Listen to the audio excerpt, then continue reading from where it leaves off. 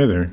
In this lecture, I'll talk about parasites and symbionts, and then go on to endosymbionts and organelles. There's a general reduction in the genomes of each one of those through, from the point that they get parasitic and start depending on other organisms, and then symbionts, which also are depending on products from other organisms, and finally endosymbionts, which are more extreme than that, and finally organelles, and including some organelles that have lost almost all of their genome.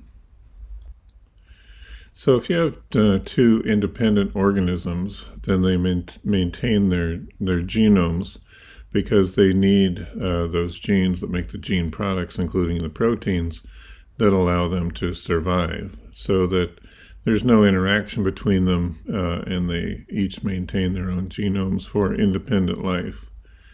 However, once you start getting a parasitic or commensal relationship, then the organism that is depending on another organism tends to lose some of its genome that it's not using anymore. And that happens just by the fact that the mutations in those particular genes that then form either don't form those proteins or products, or form faulty ones, aren't necessary anymore. So there's no selection on those, and those eventually disappear. So the genomes tend to be smaller. Then you get a mutualistic relationship where both of the organisms are depending on products from the other. And so then they start to lose the genes that are not necessary for their survival anymore.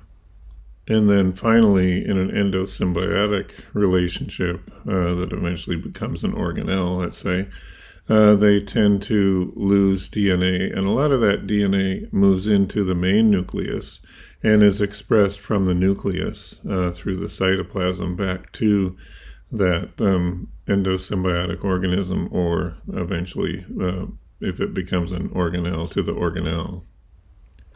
So not only can organisms pick up DNA from other organisms in this way, from bacteria, archaea, viruses, or from cell to cell, but there also is movement of the DNA out of those endosymbionts or organelles, from those organelle genomes into the main nucleus of the cell, either from the chloroplast or from the mitochondria, and sometimes from the chloroplast to the mitochondrial genome. And then in an animal cell, from the mitochondrial genome into the nucleus, and then in things like dinoflagellates and other protists, where you have a eukaryotic cell, the original eukaryotic cell, which becomes the endosymbiont or the organelle. You also have movements from those original organelles into that nucleus, but that nucleus often disappears, and most of the DNA from all of those organelles winds up in the main nucleus of the host cell. So you notice on this graph of genome sizes that organelles down here, right, have smaller amounts of DNA in general than their bacterial ancestors. And bacteria, the ones that are parasitic down here, have less DNA than the free-living bacteria. So this shows that as organisms become parasitic, endosymbiotic, and eventually organellar, the amount of DNA in those genomes of each one of those tends to become less and less and less over long periods of time. So this is just a summary of all of those organisms together. You can see the eukaryotes that are free-living up here, and then the parasitic ones down here, and then a mixture in between. And then in bacteria and archaea also, the free-living ones have higher amounts of DNA, the parasitic ones have lesser amounts of DNA, and then you go back into chloroplasts and mitochondria, which have even lower amounts of DNA in general. And they're more akin to what you find in RNA and DNA viruses. This table gives you a summary of this phenomenon. So free-living organisms have relatively larger genomes. For instance, E. coli has a 4.6 million base pair genome, Haemophilus influenza a 1.8 million base pair genome with between 1,700 and 4,400 genes. Parasites such as Mycoplasma genitalium, on the other hand, have smaller genomes. So their genomes, when they were free-living, were larger, but by the time they're parasitic, depending on a host organism, now you have a 580,000 base pair genome with only 470 genes. By the time some of these organisms become organelles, their genomes have gotten even smaller, mostly. So plastids are from about 120 to 250 kilobase pairs with 46 to 209 genes. Plant mitochondria are 167 to 2,500 kilobases, so they're a little larger in some cases, but they only have 62 genes in general. And in looking at the ones with the larger genomes, they still have only 62 genes, and a lot of the extra DNA is repetitive sequences that have no coding capacity at all. So it's just extra DNA that seems to be doing very little in those genomes. The human genome is about 16.6 kilobases in length, so even shorter, and only 37 genes, and most of those genes are tRNA genes. Here are some more examples of this. Here are some free-living bacteria up here, Bradyrhizobium, Escherichia coli, Haemophilus influenza. So these are all free-living, although Haemophilus influenza is also a pathogen, so you can see its genome has tended to shrink a bit, and it has fewer genes than these other two. So this next group contains two obligate parasites, chlamydia and mycoplasma, and you can see their genomes have ranged from about 1.5 million base pairs down to 580,000 base pairs. But then there's this chromatophore, which is actually a cyanobacterial endosymbiont. And this is a second event of a cyanobacterial endosymbiont. The first one is down here. These became chloroplasts, but this is a separate event that happened more recently than these ones down here. So you can see the chromatophore's genome is still up around 1 million base pairs, and it has 867 genes. While the true chloroplast here from a red alga, its genome size and number of genes has been further reduced. This was an earlier event. The one, the chromatophore in Polynella, happened just over a billion or so years ago. And the red algae, this event happened around 1.9 billion years ago. So you can see 120 to 191 kilobases, 104 to 209 genes. The chloroplast in flagellated protozoans is actually a derivative of a red alga, so it originally had a nucleus, chloroplast, and mitochondrion. Its genome size is about 128 kilobases, and it only has 46 genes. So it's much reduced from its original eukaryotic form. Glycophytes contain cyanelles, which are sort of one of the ancient forms of a chloroplast, and they have about 136 kilobases of DNA and 150 genes. So they're in the same ballpark as a chloroplast of the red alga. And both the chloroplasts in red algae and the cyanelles in glaucophytes originated from the same event, that is, the incorporation of a cyanobacterial endosymbiont into a protist cell about 1.9 billion years ago. And then here are more organelles. These are all from cyanobacterial origin. So green algae, the chloroplasts are from 130 to 250 kilobases for the genome size. and they have from 46 to 173 genes. In plants, the chloroplasts are from 150 to 154, so not a great difference in those. Green algae are much more diverse as far as their ages. And then they have from 81 to 87 genes. The organelle in Toxoplasma gondii originated as a chloroplast, but its genome has been further reduced and the number of genes has been reduced. So it's kept the organelle, which is now non-photosynthetic. And that organelle actually still has some genomic and transcriptional expression capabilities, but very little. So for some reason, some genes in there have been retained, and they actually are doing something.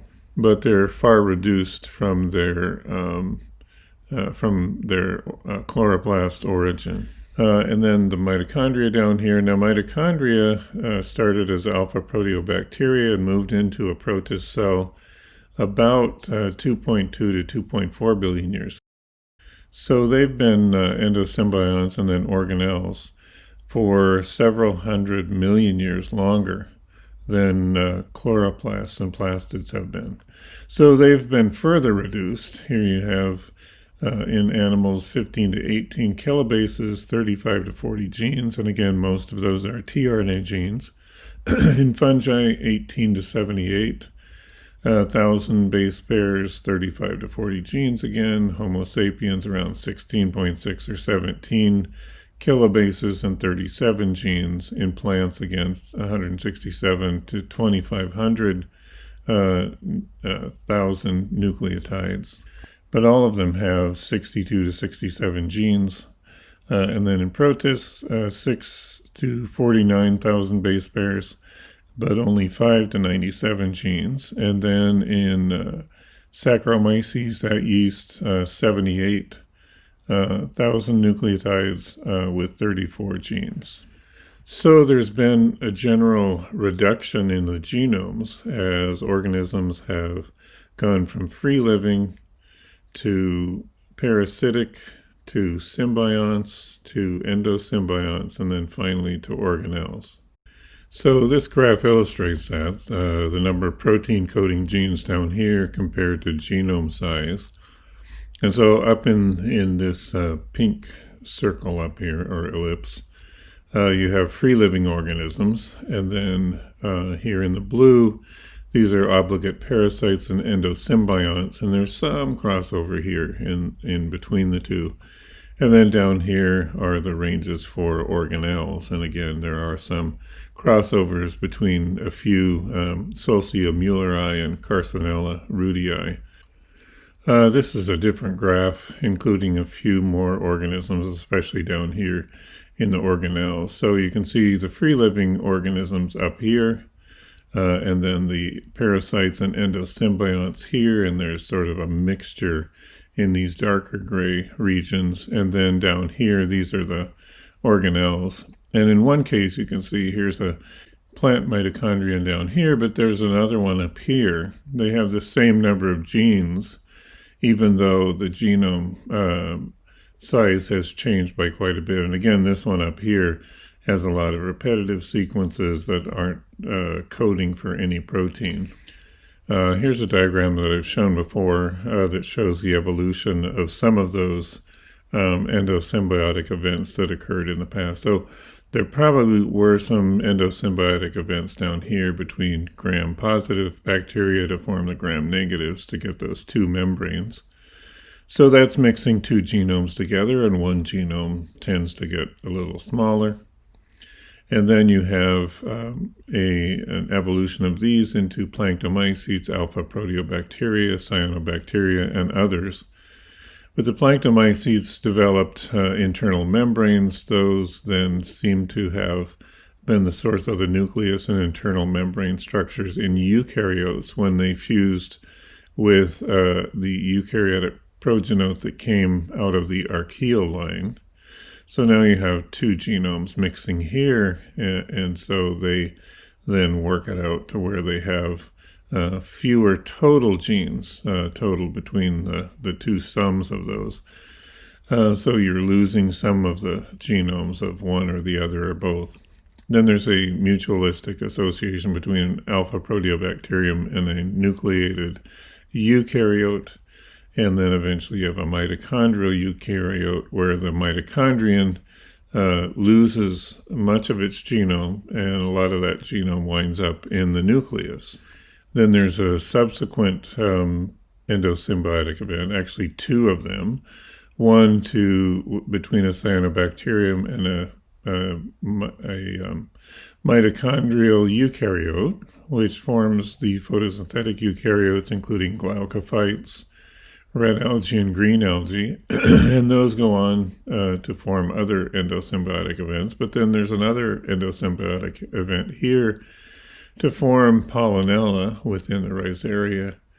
And then these red and green algae enter other protist cells, so it's a eukaryote with a eukaryote with all of those different genomes within those, forming this group, which are the excavata, which form both euglenoids, which have photosynthetic capabilities, and trypanosomes that don't have any photosynthesis. They become parasites, and in becoming parasites with those organelles, each of the organelles has lost DNA, and the organism itself has a smaller genome size than the original protist cell. And then there are other endosymbiotic events illustrated here, where you have a eukaryote inside of a eukaryote, over here a eukaryote inside of a eukaryote, to become photosynthetic. Some lose that photosynthesis, so they also lose not only from the organelles, but then the organelles are no longer photosynthetic, so they lose those photosynthesis genes, but not all of them. So you can still find some of those in those genomes. So more of these endosymbiotic events then form other types of organisms. And again, it's a photosynthetic eukaryote moving inside of a non-photosynthetic eukaryote to become a photosynthetic organism. And many more of these have occurred. So these create the ciliates, which are no longer photosynthetic. So they start losing photosynthesis genes, although you can find some of those genes still in the main nucleus. And then this forms things like cryptomonads, haptophytes, heteroconts. These are things like diatoms, and then dinoflagellates up here. And in the dinoflagellate group, you have more endosymbiotic events among the dinoflagellates. So then you have a eukaryote cell entering another eukaryotic cell that already has a eukaryotic cell within it that originally had a chloroplast, a mitochondria, and a nucleus. So now you have mixing of all sorts of genomes, and then reduction of many of those genes that are not necessary to the survival of those organisms. And here's a timeline of some of those events. So back here, you have the RNA world, essentially, a lot of buildup of different RNA molecules that do both the hereditary part of an organism as well as the enzymatic. But then starting here, you have some photosynthetic organisms that are starting up non-oxygenic or anoxygenic. And finally here, around 3 billion years ago, you get some of those first endosymbiotic events, probably between 2 gram-positive bacteria to make a gram-negative bacterium. And then there's oxygenic photosynthesis begins here around 2.4 to 2.7 billion years ago, caused by cyanobacteria. And then there are some endosymbiotic events here that form the eukaryotes, and that was an archaeum joining with at least one bacterium and maybe 2 different types of bacteria, planktomycete and an alpha proteobacterium, which then became the mitochondrion. And then there are more endosymbiotic events as time goes on between a mitochondrial eukaryote and a cyanobacterium to form the plastids, and then one in an apicomplexo, which is the pollinella, getting a red alga. More endosymbiotic events to form different protist groups that are photosynthetic, and then even more endosymbiotic events in the dinoflagellates, and more endosymbiotic events. And again, during the evolution, after these endosymbiotic events happen, there's a sorting out, and even before that. So probably first they are living side by side, these organisms. So they're somewhat used to sharing resources. That is, one is using resources of the other cell and vice versa. However, as time goes on, they sort out which of those gene products, the proteins and other things, work best in that system through mutation and selection. So eventually you get a reduction in the sum of the genes and gene categories, and an increase in others, finally to come out with something that is a compatible mixture of those genes and gene products between the two organisms. And probably there were other endosymbiotic events that didn't work out so well, but these are the ones that we know of that formed entire groups of organisms. So here's the first example. It's Mycoplasma genitalium, which is a parasite on primates primarily, including humans. It's in the Firmicutes. It has a genome size of about 580,000 base pairs, with 484 genes, one ribosomal RNA gene, and 33 tRNA genes. And with that number of ribosomal RNA genes, it divides slowly, and it's known to divide slowly. Species of mycoplasmas can live on various parts of the bodies of primates and other organisms. So it has genes for DNA replication, because it still has a genome, transcription, translation, DNA repair, and cellular transport. But it has very much reduced metabolic capabilities. Here is the circular genome of Mycoplasma genitalium, completed in 1993, primarily because it was one of the smallest, and even so, it took quite a while for people to sequence this. So you notice in this case, all the ones in blue are the genes that are encoded on one strand of the DNA, and all the ones in red are encoded on the other strand of the DNA. And this genome is sort of an oddball in that it's split from one half of the genome to the other as far as the direction and the number of genes on each of the strands. So here's a figure showing some of the things that it's capable of. So it has quite a few transporters, both of amino acids and calcium and things like that. And it also has an ATP synthase, so it can make some ATP. It has a glycolysis pathway and gluconeogenesis pathway, so it can manipulate sugars, but it doesn't have the TCA cycle, so it relies on the host cell for those functions.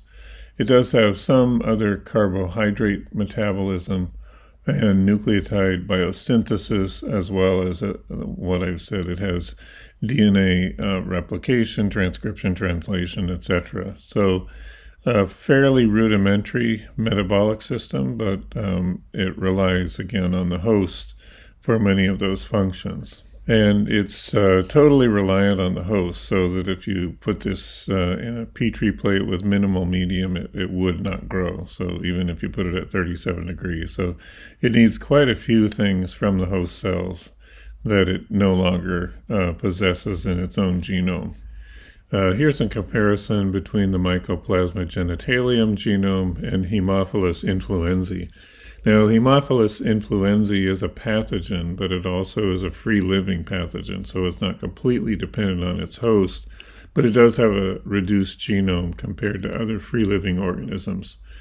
So as far as amino acid biosynthesis, mycoplasma has a minimum number of genes, actually only one, and 68 for influenzae. Cell envelope, 17 versus 84. Influenzae is growing in more places. The environment where mycoplasma grows is very narrow. Energy metabolism, 31 versus 112. Fatty acid metabolism, 6 versus 25. And you go down the line here, and it has 406 genes in these categories compared to 1,440 in Haemophilus influenzae. So it has only 28% of the capacity, the metabolic capacity, as Haemophilus influenzae has. And if you compare it to E. coli, it would even be a smaller percentage, probably around 10%. So here's a pie chart of the information about the Mycoplasma genitalium genome. About 84% of the genes have been classified. Another 15% haven't. A large number have because it has actually a small number of genes. So there's a fairly large portion devoted to cell envelope and then DNA metabolism, including replication and repair. Transcription is another 2.8%, and then translation 14%. Energy metabolism is smaller and includes only 41 genes, which is 8.5% of the genome. Quite a bit, 10% to transport and binding, that is in importation of amino acids, for instance, and other necessary compounds. And then protein secretion and modification, again, this is to send things into and out of the membrane. And there's a fairly large portion, 5%, devoted to tRNA synthesis, since it does its own translation of some of its own mRNAs. The next example of a bacterium that's a symbiont of tsetse flies is Wigglesworthia glossinidia. It's a gamma proteobacterium, a genome of around 698,000 base pairs, plus a small plasmid of 5,200 base pairs. It has 617 genes, 6 ribosomal RNA genes, and 34 tRNA genes. It's an ancestor of E. coli and originally was and still is partially a gut bacterium. It does have its own genes for DNA replication, transcription, and translation, of course, and a rudimentary metabolic network. It's lost most of the protein transport function, so it's not moving proteins into or out of its own cells. It has flagella. It needs these actually because it needs to move from the adult gut into the larvae, that is, into the uterus of the females. And yes, the tsetse flies give birth to live larvae and not just, they don't lay eggs. Its retained essential amino acid synthesis pathways probably supplies these to the host, which is one reason why it's a symbiont and tolerated by the tsetse fly. And it's actually necessary for the tsetse fly. It has vitamin pathways, also necessary for the host. And if these bacteria are absent, the flies are sterile, so they're absolutely necessary. They are commensals, that is, they're each benefiting from the symbiotic relationship. So Wigglesworthia is right here, right in the middle of the obligate parasites, endosymbionts, and symbionts. Here is the tsetse fly up here. Here's the genome down here with the genes on one strand versus the other strand. Again, they're pretty packed together. And these are the bacteria, the Wigglesworthia bacteria in the gut, and you can also find them in the uterus of the female growing in there. And there are quite a few of them. And so, again, they're probably providing amino acids and vitamins to the growing larvae. The next one I want to talk about is Buchnera aphidicola, also a gamma proteobacterium. The genome about 616,000 nucleotides plus a small plasmid of 2,400 base pairs. A total of 544 genes with one ribosomal RNA gene and 32 tRNA genes. It's an ancestor also of E. coli, and it's an obligate symbiont of aphids. And it lives inside of specialized cells of the aphid called bacteriocytes. And it has genes for DNA replication, transcription, and translation, a rudimentary metabolic network, but it's lost most protein transport functions as well. Retained amino acid synthesis pathways, probably again supplying the host with those amino acids. And although it can replicate its DNA, it seems to have lost recombination genes as well as DNA repair functions, which may be supplied by the host cells. I'm not sure. There are several strains or varieties of these, depending on the host where they live. So this one is only 416,000 nucleotides and has fewer genes, and then this one's 640,000 or 641,000 and grows in a different strain. So you can see these bacteriocyte cells here that have these bacteria in here, which are the Buchnera. Here's just a single genome of those showing how the genes on one strand and the other strand are separated, but really fully packing the entire genome. This is a aphid sucking on a stem. It turns out that the sap from these plants is really poor nutritionally, and they need these bacteria in order to supplement things like amino acids and other compounds. If you look at the different strains of Buchnera, what you find is the genomes are somewhat different in each of them, and the links are somewhat different. The genes are, for the most part, lined up, that is, syntonous, so that in this case you have this large gene here that's the same in all of them. But then there are also some differences among the different strains. So there have been, over the million years that they've been diverging in the different hosts, different sap-sucking insects, they have all mutated and changed from the original ancestor. So on this chart or this graph, Buchnera would be approximately right in here, a little smaller than Wigglesworthia.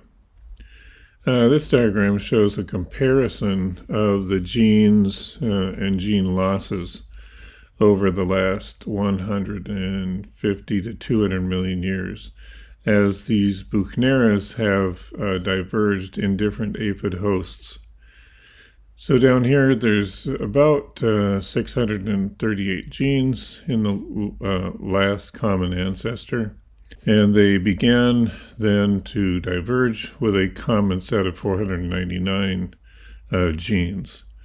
So in this case here, this means that 4 of those genes have become pseudogenes on the right-hand side, and on the left-hand side, those 4 genes are still functional. And then here, 7 genes are still functional over here and completely have disappeared over on the right-hand side. The next one up is 8 genes have remained intact on the right-hand side, and those 8 have become pseudogenes on the left-hand side. And then up here, 64 genes have been retained on the right-hand side, and those 64 have disappeared in this line. And then you follow these up with changes up above, where in this case 22 have been retained here in the middle, and the same have been retained on the left-hand side, but they've become pseudogenes on the right-hand side over here in BSG. And you can follow these up watching the changes that are occurring as these varieties of Buchnera aphidicola are changing, losing genes along the way, first turning into pseudogenes and then eventually disappearing as they're not needed. So in general, these are serving the same purposes of providing nutrition to the aphids. The plant sap is not very nutritious.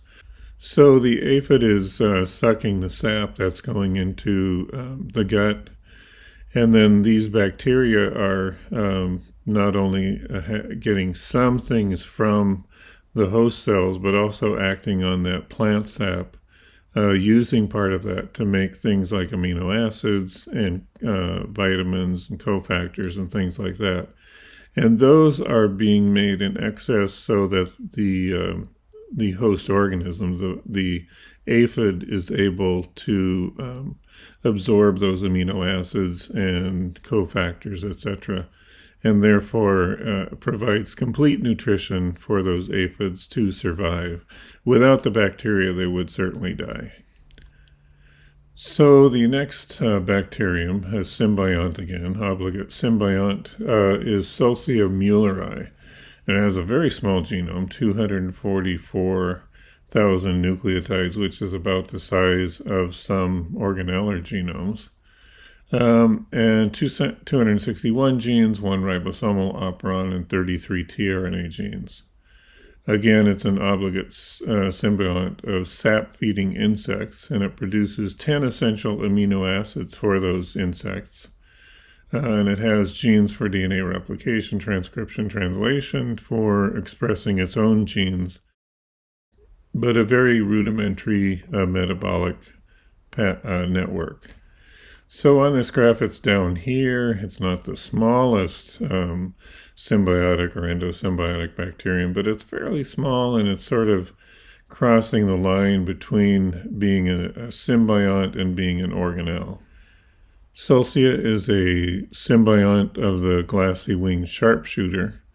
This is an insect that feeds off of the sap of different plants, including citrus trees.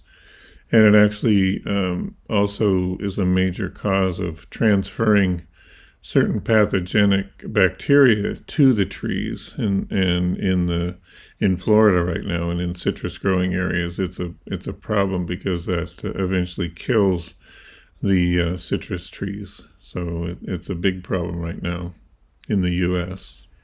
But again, sucking the sap from plants is very poor nutritionally, and so all of the sap-feeding insects require bacteria that can help them to provide them with amino acids, cofactors, and other things that they need to survive. Otherwise, they would not be able to survive without these symbionts. So here are the genomes of 2 different Solsia strains, one with a genome size of about 277,000 nucleotides and the other one of about 244,000. And the genes are pretty well packed throughout the genome. This figure here shows a fluorescence microscopy photo of 2 different bacteria living together, and one is Solsia, and I will talk about the other one shortly.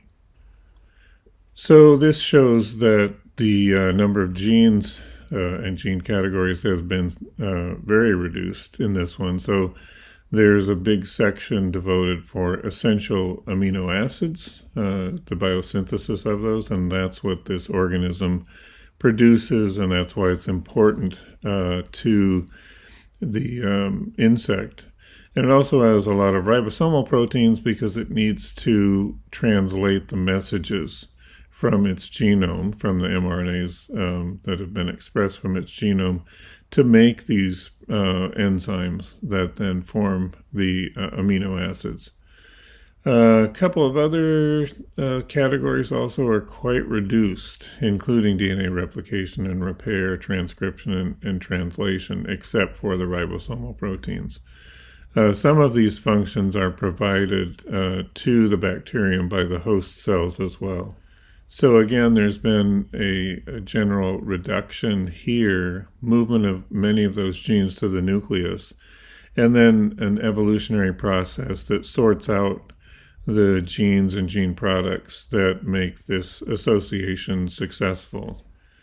And Solcia isn't the only one. So that's why previously I showed you the fluorescence micrograph, that there are two different species of bacteria living in the gut of these sharpshooters. One is Solcia and the other one's called Baumania.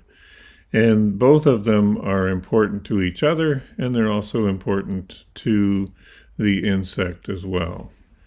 So here's the information on Baumania cicada lanicola, which is also a gamma proteobacterium. 686,000 base pair genome with 617 genes, 2 ribosomal RNA genes, and 21 tRNA genes. Again, it's an obligate symbiont of several sap-feeding insects, including the glassy wing sharpshooter. It only produces 2 essential amino acids, so you wonder, well, what's it doing? Well, it produces many vitamins, also known as cofactors for certain proteins. And it also has genes for DNA replication, transcription, translation, some of the ones that the Solcia was missing. And a rudimentary metabolic pathway again. It's getting most of its carbon compounds directly from the host cell, and some of them from the plant sap as well. Here is a picture of the genome, again on one strand versus the other strand. There's some of the gene categories. These 2 dark blue ones in the center, those are the ribosomal RNA genes. And then around that, these green ones, those are the tRNA genes, and then all of the other protein encoding genes around the circle. And again, it's very packed. If there aren't genes on one strand of the chromosome, there are genes on the other strand of the chromosome. So Solcia, Baumania, and the cells of the insect itself have formed kind of a collaboration, so that in this case, in the glassy wing sharpshooter, and this is in the cicada, a different species is collaborating. Instead of Baumania, it's Hodgkinia. But in the glassy wing sharpshooter, then Solcia has genes for a lot of the amino acids, the genes to make amino acids. And the ones that it doesn't have, Baumania fills in the gaps in those.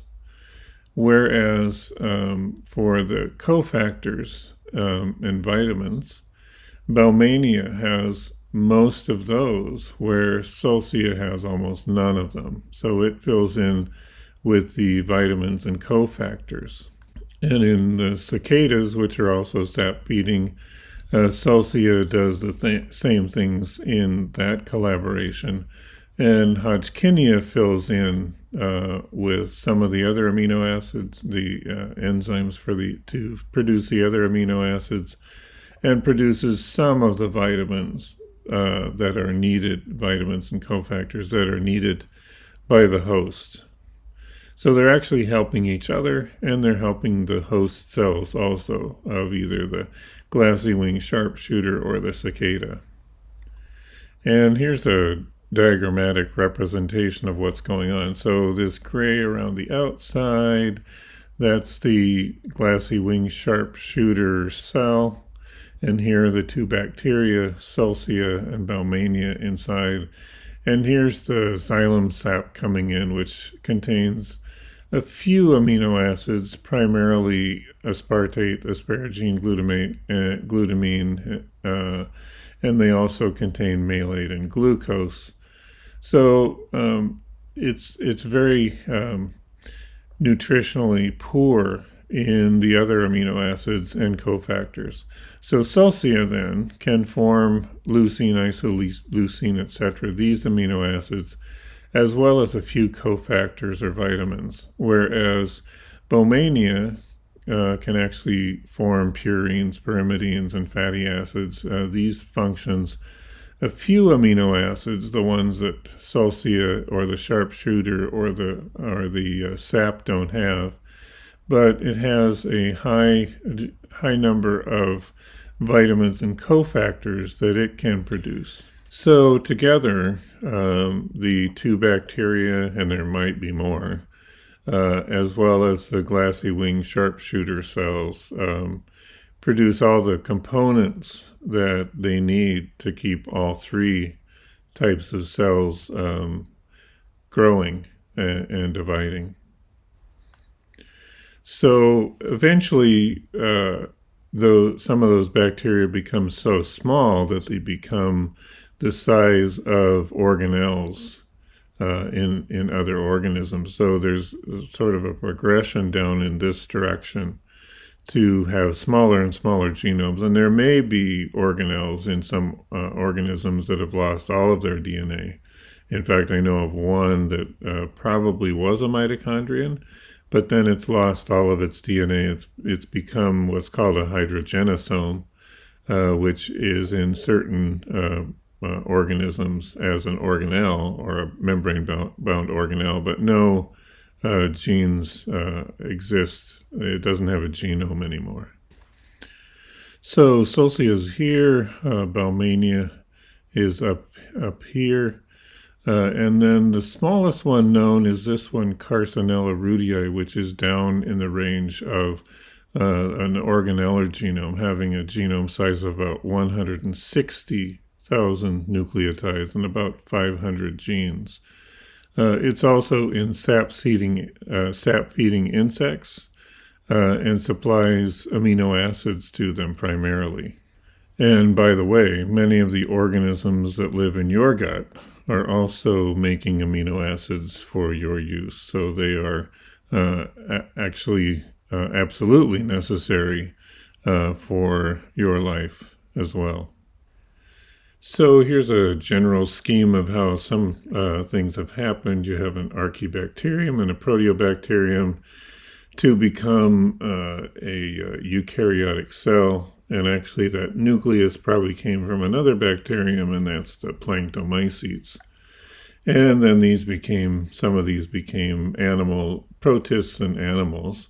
And then a second endosymbiotic event here between a cyanobacterium and a mitochondrial eukaryote, and then those became plants, and you get green plants and algae.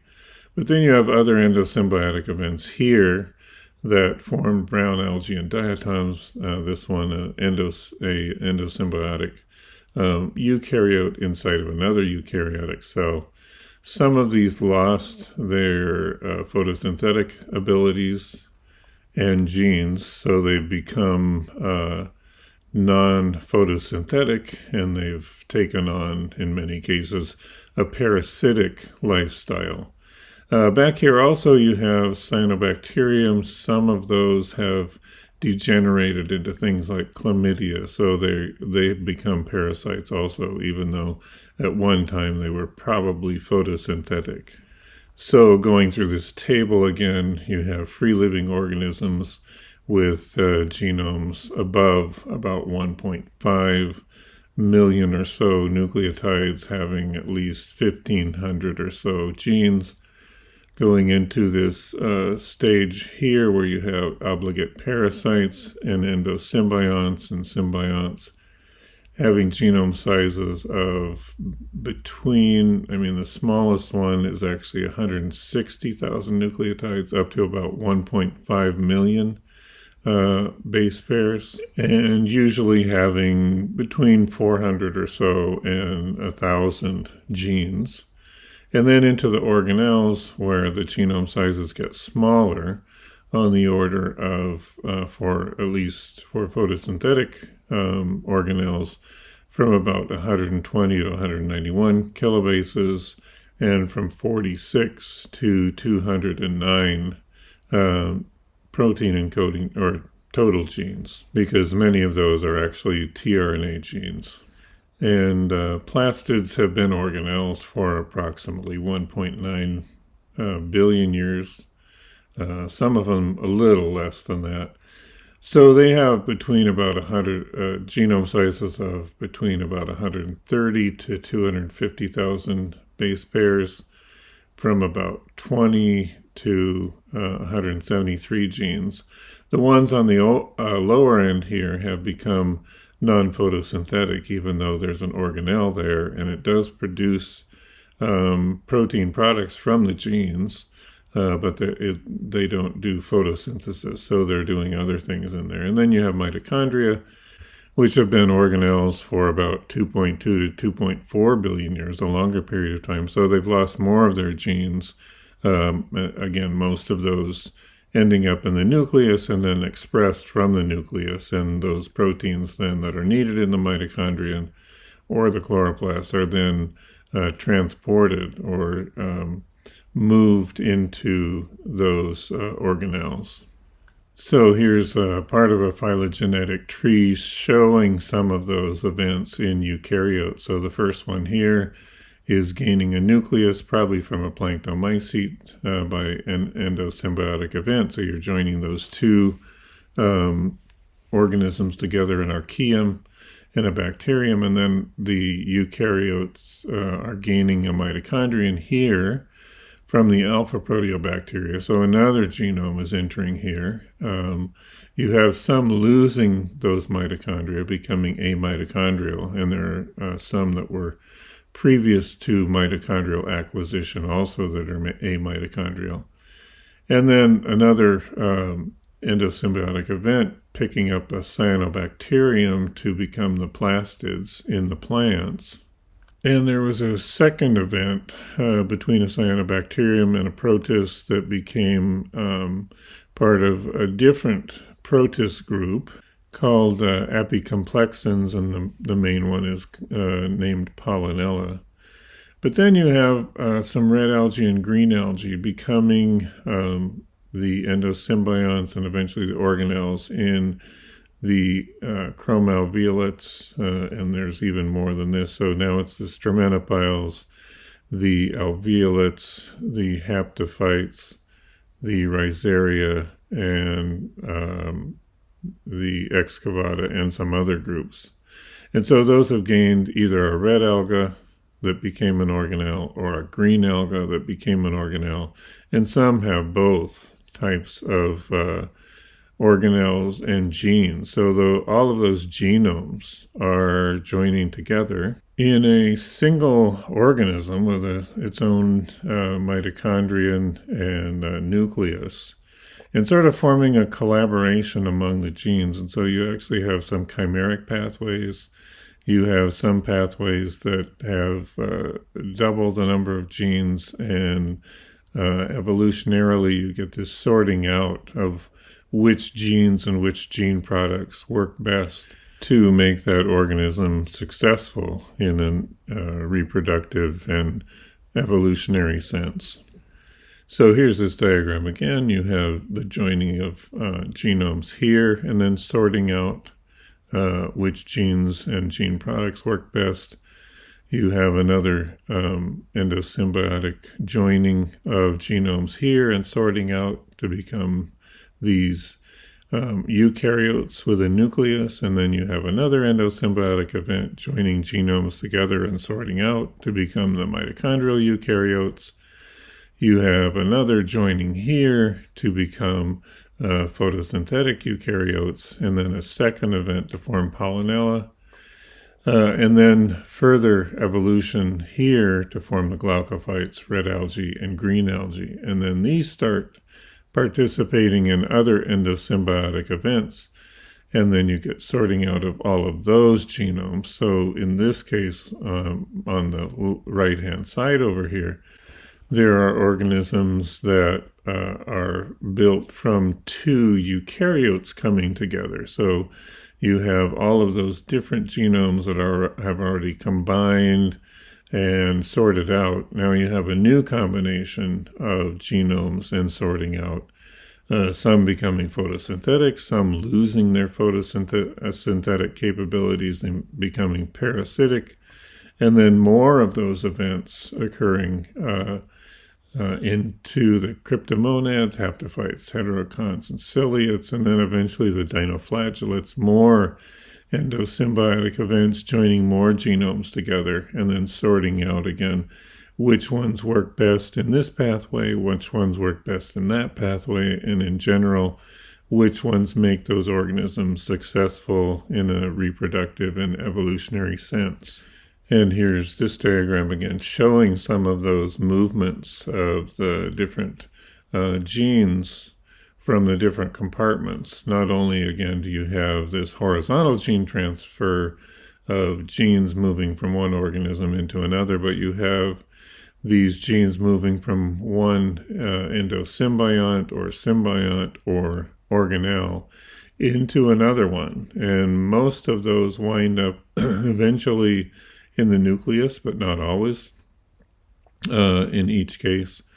And in this case, in the dinoflagellates, of course, you have eukaryotic cells that have become organelles themselves, but inside of those, they either have or once had all of those organelles inside of them, and those DNAs have been then transferred into primarily the nucleus, and then there's a sorting out of which of those works best for the organisms. Those that have no function, no survival function, usually mutate out of existence eventually. So the tendency would be to start out, when you add these things together, to add genes, that is, to sum up the number of genes in each, but then there's sorting out. So then there's a reduction of the redundancies, or the genes that are somewhat redundant but don't work as well as the other versions of those genes and proteins. So all of these mixtures make it more difficult to study where are all these genes coming from,